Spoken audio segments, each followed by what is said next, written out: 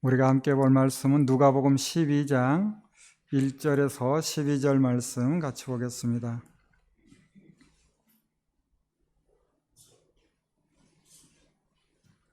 누가복음 12장 1절에서 12절 말씀 교독합니다. 제가 먼저 12장 1절 말씀을 읽겠습니다.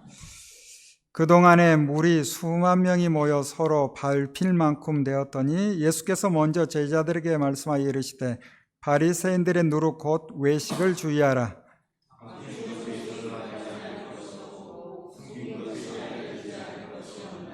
이러므로 너희가 어두운 데서 말한 모든 것이 광명한 데서 들리고 너희가 골방에서 귀를 대고 말한 것이 지붕 위에 전파되리라.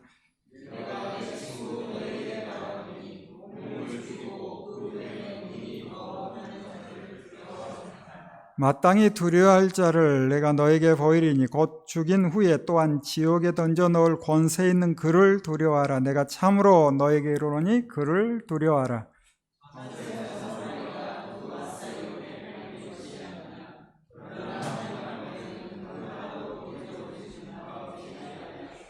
너희에게는 심지어 머리털까지도 다 세신 바 되었나니 두려워하지 말라. 너희는 많은 참새보다 더 귀하니라.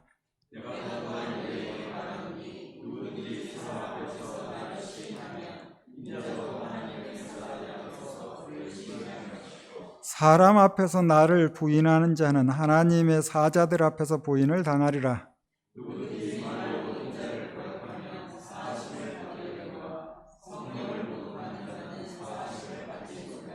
사람이 너희를 회당이나 위정자나 권세 있는 자 앞에 끌고 가거든 어떻게 무엇을 대답하며 무엇으로 말할까 염려하지 말라.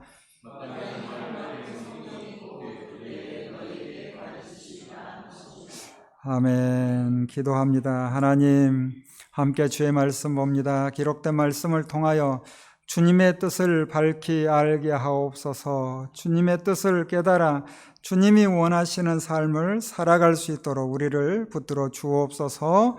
예수님 이름으로 기도합니다. 아멘.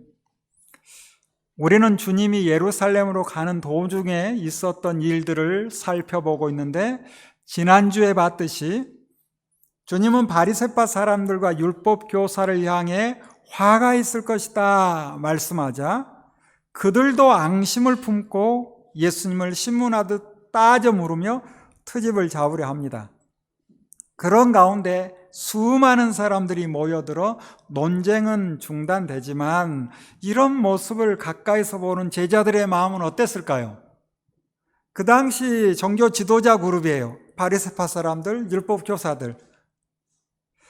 그들에게 밉보이면 만사불통의 시대가 예수님 당시 시대입니다. 그리고 예수님과 제자들은 그들의 주요 무대인 예루살렘으로 가는 길에 이런 일이 있으니 제자들은 두려운 마음이 들 수밖에 없었을 거예요.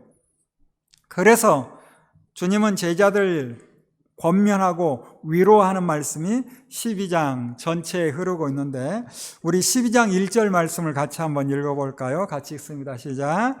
그동안에 물이 수만 명이 모여 서로 밟힐 만큼 되었더니 예수께서 먼저 제자들에게 말씀하여 이르시되 바리새인들의 누룩 곧 외식을 주의하라. 예수님 주위에 수많은 사람들이 있었으나 먼저 제자들에게 말씀하시죠. 바리새파 사람들의 외식, 거칠해, 위선, 경계하라. 바리새파 사람뿐만 아니라 누구나 겉으로만 착한 척하거나 거짓으로 꾸미려고 하는데 주님께서 하시는 말씀은 뭡니까? 가려놓은 것이라 해도 벗겨지지 않을 것이 없고 숨겨놓은 것이라 해도 알려지지 않을 것이 없으며 너희가 어두운 데서 말한 것들을 사람들이 밝은 데서 들을 것이고 너희가 골방에서 귀를 대고 속삭인 그것을 사람들이 지붕 위에서 선포할 것이다. 아무도 내 말을 모를 것이다 라고 생각할지 모르지만 시간이 지나면 다 드러날 것이다 말씀합니다. 그래서 우리가 어떤 말을 하는가, 어떤 행동을 하는가 너무도 중요한 거예요. 할 수만 있으면 어려서부터 바른 말과 바른 행동이 습관이 되어야 되는데 이미 늦었다 생각되나요? 아니요. 우리도 아직 성장이 멈추지 않았죠. 계속해서 바른 말과 바른 행동이 습관이 되도록 힘써야 합니다. 주님의 권명은 위로의 말씀이 계속되는데 우리 4절 5절 말씀을 같이 한번 읽어볼까요? 같이 읽습니다. 시작. 내가 내 친구 너에게 말하노니 몸을 중이고 그 후에는 능히 더 못하는 자들을 두려워하지 말라. 마땅히 두려워할 자를 내가 너에게 보이리니 곧 죽인 후에 또한 지옥에 던져 넣을 권세 있는 그를 두려워하라. 내가 참으로 너에게 이르노니 그를 두려워하라. 주님은 제자들 향해 뭐라고 말씀합니까? 내 친구 너희여 라고 말씀하고 있어요.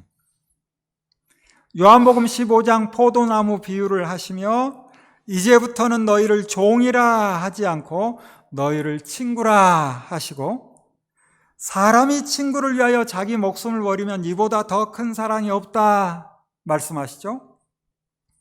창조주이시며 천하 만물의 주인이신 주님이 그들을, 아니 우리를 친구 삼아 주셨고 우리의 죄를 위해 죽으심으로 하나님의 사랑을 확실히 증명하실 텐데 그 일이 있기 전 지금 예루살렘으로 올라가는 도중에 예루살렘으로 가서 우리를 위해서 십자가에 달리시는데 그 전에 제자들 향해 친구여 라고 하시며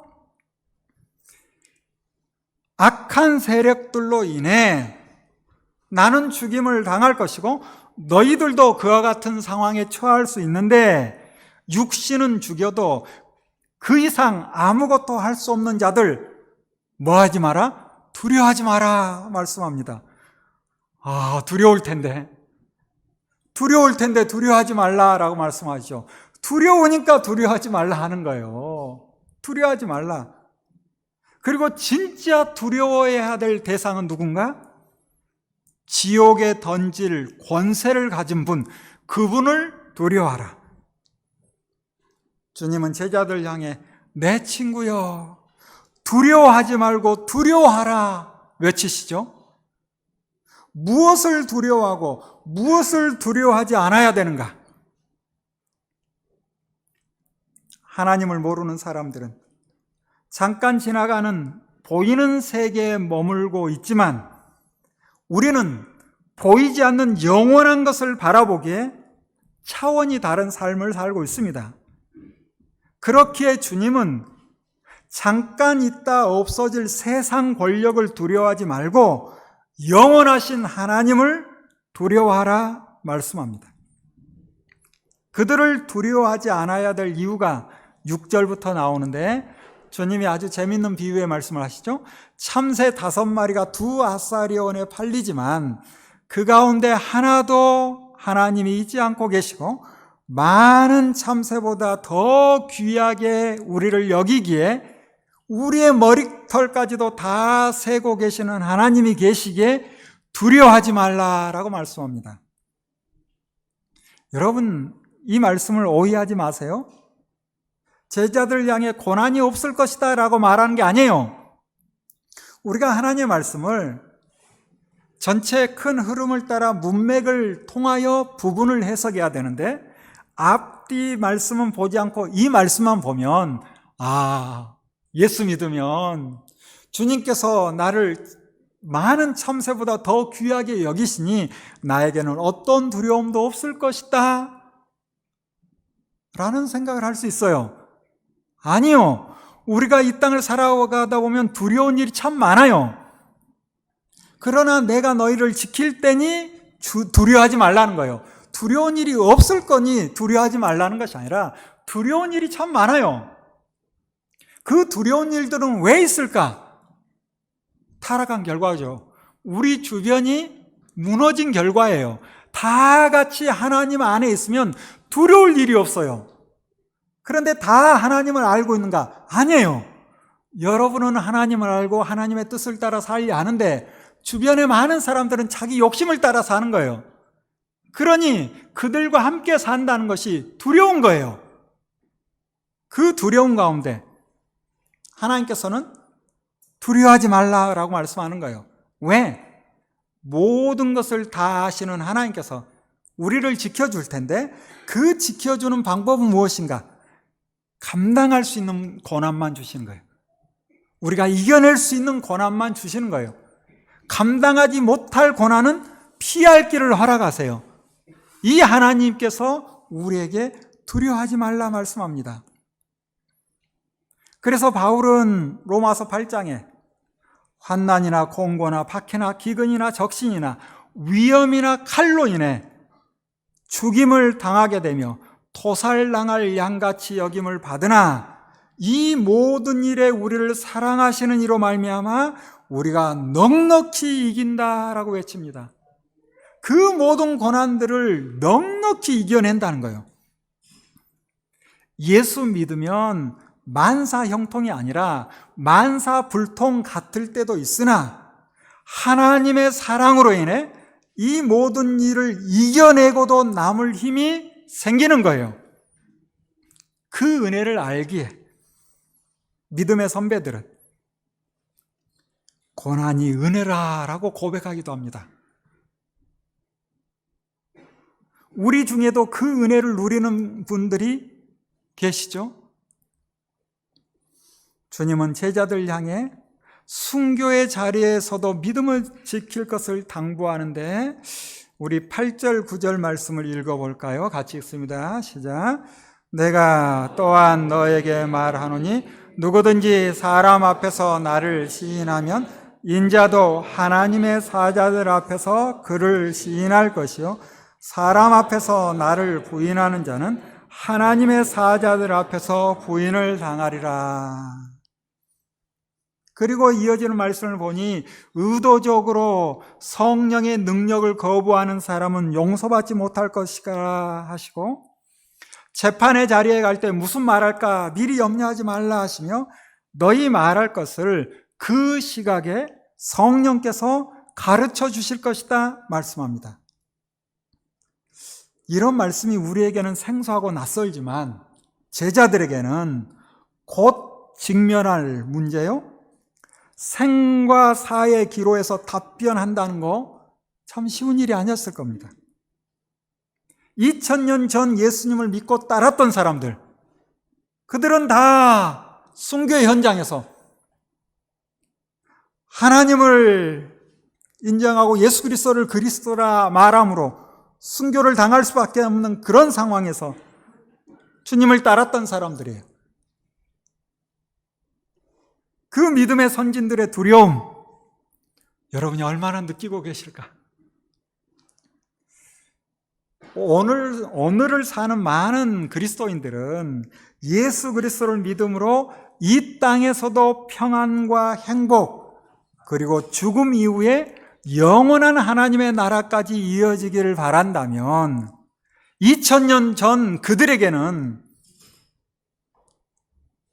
그들이 살아가는 오늘 모든 고난을 맞닥뜨리며 내일 죽음을 받아들인 후에 영원한 하나님의 나라에 입성해야 되는 그들, 주님은 그들을 향하여 두려워하지 마라 하고 위로합니다.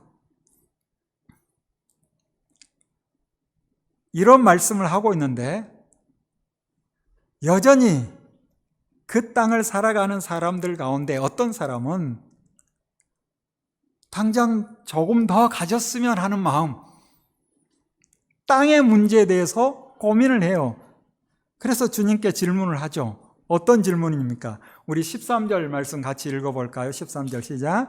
무리 중에 한 사람이 이르되 선생님 내 형을 명하여 유산을 나와 나누게 하소서라고 주님께 말씀하는 거예요. 분위기 파악을 못하죠. 주님은 이 땅이 아닌 영원한 세상을 말하고 있으나 사람들은 이 땅에서 사는 문제에만 관심이 많기에 형이 자기에게 올 유산을 제대로 주지 않은 것 때문에 주님께 이것 좀 해결해 주세요. 주님이 뭐라 하십니까? 나는 그건 알 바 아니고 이 땅의 문제, 그 문제는 재판관에게 묻고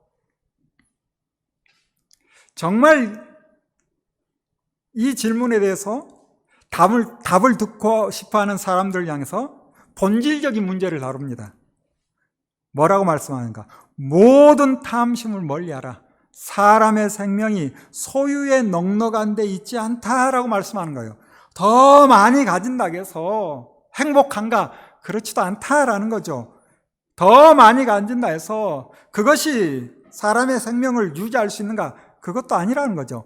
그리고 이제 16절부터 비유의 말씀을 하시는데 어떤 부자가 밭에서 소출을 많이 거두었대요. 창고를 보니 너무 적어. 그래서 곡간을 헐고서 더 크게 지어서 거기에 쌓아두자라고 생각하더니 자기 영혼을 향해 뭐라고 이야기하는가? 이제 여러 해 동안 쓸만한 물건을 많이 쌓아두었으니 마음 놓고 먹고 마시며 즐기자라고 말을 하는 거예요. 이런 삶을 살면 좋겠죠? 우리가 다 바라는 거 아니에요? 아닌 것처럼 다 똑같은 마음이죠. 맞아요. 이럴 수 있어요. 그런데 주님의 말씀이 계속 이어지죠. 하나님께서 부자를 향해 어리석은 자여, 오늘 밤에 너의 영을 너에게서 도로 찾으면 너가 장만한 것들이 누구의 것이 되겠느냐? 그리고 이제 주님이 말씀하시죠. 자기를 위해서는 재물을 쌓아두면서도 하나님께 대해서는 부유하지 못한 사람은 이와 같다라고 말씀하세요. 우리가 살아감에 있어서 필요한 것들은 저축하고 모아둘 필요는 있어요. 그걸 문제 삼지 않아요. 그런데 자기만 위해서 재물을 쌓아두는 거, 하나님께 대해서는 부유하지 못한 사람, 그 사람은 어리석은 사람이다. 주님이 말씀하시는 거죠. 우리 잘 아는 것처럼 재물이 아무리 많아도, 내가 아무리 높은 자리에 있다 할지라도 하나님께서 오라 하시면 손 털고 가야죠. 나 조금만 더요. 나 이거 다 써야 되는데요. 그럴 수 있어요? 그럴 수 없는 거예요. 그러면서 주님은 제자들 향해서 어떤 삶을 살아야 하는지 구체적으로 말씀하시는데, 우리가 자주 보는 말씀이죠. 잘 아는 말씀이고 22절, 23절 우리 같이 한번 읽어봅니다. 시작. 또 제자들에게 이르시되 그러므로 내가 너에게 이르노니 너희 목숨을 위하여 무엇을 먹을까? 몸을 위하여 무엇을 입을까? 염려하지 말라. 목숨이 음식보다 중하고 몸이 의복보다 중하니라. 목숨을 위하여 무엇을 먹을까? 몸을 위하여 무엇을 입을까? 그거 염려하지 말라는 거예요. 먹는 문제, 입을 문제로 염려한다는 거예요. 사실은 무엇이 더 중요하다? 음식보다 목숨이 더 중요한 거죠.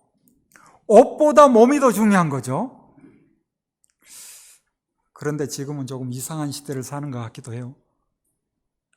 몸은 신경 쓰지 않고 옷에만 신경 쓰는 경우도 참 많죠. 목숨이 중요한데도 독이 되는 음식, 맛과 향을 통해 심리적 욕구 충족을 위한 기호식품, 먹어야 되는 음식보다 그거 먹으면 안 되는 건데도 중독된 사람들이 꽤 있어요. 우리가 다시 기억할 것은 무엇이다? 목숨이 음식보다 소중하고 몸이 의복보다 소중하다는 거예요. 우리를 만드신 하나님은 이 사실을 알기 때문에 씨도 뿌리지 않고 거두지도 않고 곡간이나 창고도 없는 까마귀도 먹이시죠. 그러므로 우리의 목숨을 위해 필요한 것은 주신다는 거예요. 우리가 생명 유지를 위해서 필요한 양식은 주신다는 거예요. 그거 염려하지 말라는 거예요. 여러분, 이 말씀을 보면 아니 아프리카에 굶어 죽어가는 사람 생각났죠? 하나님이 안 주시는가? 그런 생각이 날 때도 있죠. 하나님이 안 주시는 게 아니에요. 남아서 버리는 게 얼마나 많아요. 우리가 나누지 않는 게 문제지 하나님이 주시지 않는 게 아니에요. 지구촌에 수많은 곡물들이 먹을 것이 없어서 죽어가는 그들에게 제대로 가지 못하고 송아지가 소가 먹는 거예요. 그거 우리 몇 점 먹으려고 온갖 곡물들을 동물에게 먹이고 사람에게 나누지 않는 거예요. 기업의 문제만이 아니라 모든 인간의 사고의 문제예요. 어떤 사람이 지금 이 시대는 모두가 탐욕에 젖어서 탐욕의 시대를 살아간다라고 이야기를 해요. 하나님을 믿는 사람이 아닌데도 우리는 자유로운가? 하나님께서 먹을 것을 주지 않아서 굶는가? 아니에요. 줬는데 나누지 않는 거예요. 나누지 않는 세상을 살고 있는 거예요. 또한 수고도 하지 않고 길쌈도 하지 않은 백합화가 아름답게 차려입듯 우리의 몸을 위해 옷을 주실 것이다 라고 말씀합니다. 이방 사람들이나 구하는 먹는 것, 입을 것 이런 것들 구하지 말며 근심하지도 말라 하시고 왜? 너희 아버지께서 이런 것이 있어야 할 것을 아신다 라고 말씀하시죠. 그렇다면 우리가 구할 것은 무엇인가? 끊임없이 우리가 읽고 마음에 새겨야 될 말씀 또 봐야 돼요. 31절 32절 같이 읽어볼까요? 시작. 다만 너희는 그의 나라를 구하라. 그리하면 이런 것들을 너희에게 더하시리라. 적은 무리여 무서워 말라. 너희 아버지께서 그 나라를 너희에게 주시기를 기뻐하시느니라. 주님이 이 땅에 오심으로 이미 하나님의 나라가 시작되었고 주님 다시 오심으로 하나님의 나라가 완성될 것인데 지금까지 그때가 될 때까지 하나님의 뜻을 따라 하나님이 꿈꾸는 나라를 위해 사는 사람은 소수의 사람들, 적은 무리일 텐데 하나님의 나라를 이미 소유했기에 세상을 살아가는 것을 무서워하지 말라. 그리고 하나님의 나라를 위해 사는 사람은 이 세상의 보물을 쌓아두는 것이 아니라 하늘의 보물을 쌓아두는 사람인데 부자처럼 자기를 위해 더 큰 곳간을 짓는 것이 아니라 곳간을 열어 가난한 사람을 도우며 물질에 집착하는 삶을 거부하는 그가 바로 하나님의 나라를 위해 사는 사람이다 라고 말씀합니다. 우리가 어떤 삶을 살고 있는지 이렇게 살아야 하나님의 나라에 들어간다 이렇게 말씀하지 않아요. 하나님의 사람은 비록 소수의 사람들이라 할지라도 주님이 원하시는 그 나라를 꿈꾸며 어떤 삶을 살아야 될 것인지 우리에게 말씀하는 거죠. 자기 소유를 팔아 가난한 자에게 나눠주라 라는 말씀 너무 부담스럽나요? 제가 하는 말이 아니에요. 주님이 하시는 말씀이에요. 우리가 이런 정신을 따라 살아간다면 우리 주위에 먹을 것이 없어서 굶어 죽는 이런 일이 일어날까요? 적은 무리여 두려워하지 마라. 우리 먹을 거 하나님께서 책임져 주신다 라고 말씀하세요. 우리가 어떤 마음으로 살아야 될 것인지 주님이 진정 원하시는 것이 무엇인가? 하나님의 나라와 하나님의 의가 이 땅에 이루어지는 것이 과연 무엇인가? 내가 기도 열심히 하고 예배 참석 잘하고 헌금 생활 교회에서 잘하고 여기에만 머물면 안 되는 거예요. 하나님께서 꿈꾸는 하나님의 나라를 위하여 하나님이 만드신 세상을, 하나님이 만드신 하나님의 나라, 하나님의 사람, 하나님의 형상, 그들을 돌아볼 수 있는 마음이 우리에게 있어야 되는 거예요. 이어져 있는 35절 이하를 보면 혼인잔치에 주인이 언제 올지 모르게 항상 깨어 있어야 하듯 인자가 생각하지 않을 때 올 수 있으니 너희도 준비하고 있어야 된다라고 말씀합니다. 너희도 준비하고 있어야 된다라는 말씀이 뭘까요? 언제 오실지 모른다, 이 말씀이 뭘까요? 아, 내가 나중에 좀 여유가 있을 때 누군가 도와야지. 아니요. 내가 할 수 있는 그 수준에서 주님이 생각지 않을 때 오실 테니 아, 내가 그때 좀 잘할 거. 아니요. 지금 내가 할 수 있는 만큼. 이때 베드로의 질문이 나오죠. 41절. 우리 41절 말씀 같이 읽어볼까요? 시작. 베드로가 여짜오되 주께서 이 비유를 우리에게 하심이니까 모든 사람에게 하심이니까. 베드로가 중요한 질문을 하고 있죠. 그 당시 그들에게만 하는 말씀일까? 아니면 모든 사람, 우리에게도 하시는 하나님의 말씀일까? 주님의 말씀을 들어보면 먼저는 제자들에게 하신 말씀이 맞아요. 그러나 더 넓게는 모든 사람들이 들어야 할 하나님의 말씀임을 알려줍니다. 주님은 베드로에게 직접적인 답을 주지 않고 다시 비유를 통해 말씀하시죠. 누가 지혜 있고 진실한 청지기인가? 라고 말씀하세요. 누가 지혜 있고 진실한 청지인가? 라고 말씀하시며 이야기를 풀어가시는데 주인이 맡긴 일을 잘하고 있던 종이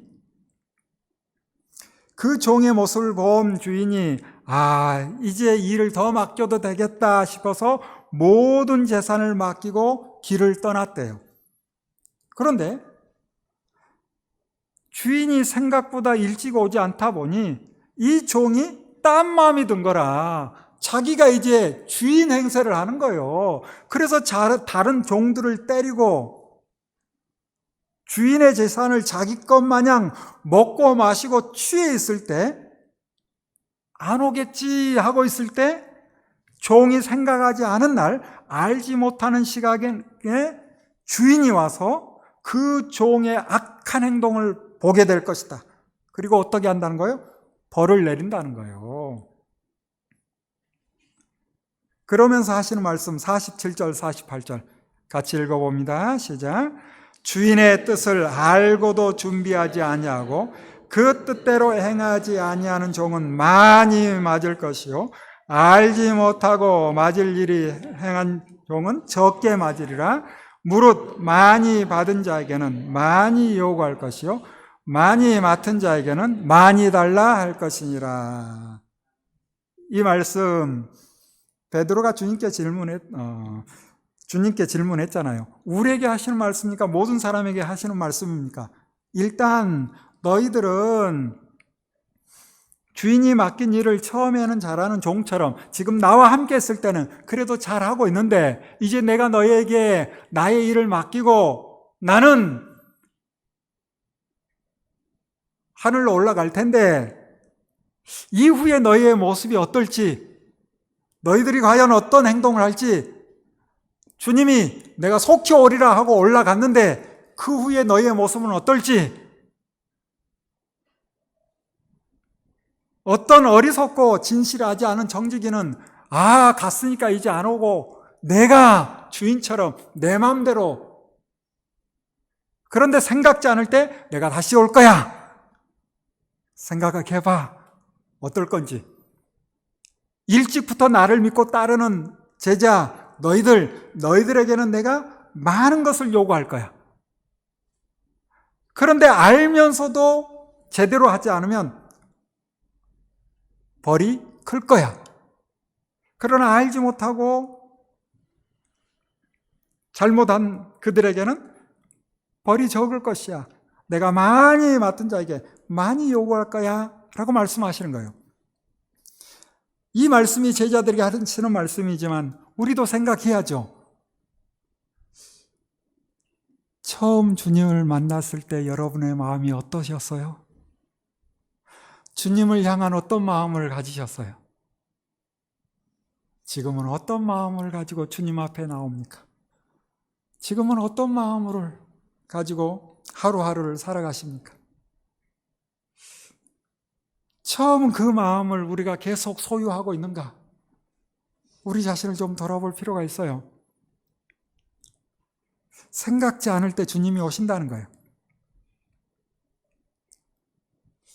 그리고 49절부터 주님이 이 땅에 오신 목적을 말씀하시는데 세상에 불을 던지러 왔다 라고 말씀하시죠. 성경에 흐르는 큰 흐름 두 가지 주제, 하나는 구원이요, 하나는 심판입니다. 구원과 심판의 중요한 문제를 위해 주님이 오셨는데 주님이 하시는 구원 사역을 방해하고 조롱하고 비난하는 세력들, 그들에게는 구원의 주님이 아닌 심판의 주로 드러나지만 주님을 믿고 따르는 그들에게는 구원의 주님으로 다가오시는 거죠. 그래서 주님을 믿지 않는 그들을 향해서 내가 세상을 심판하러 왔다라고 경고하는 거예요.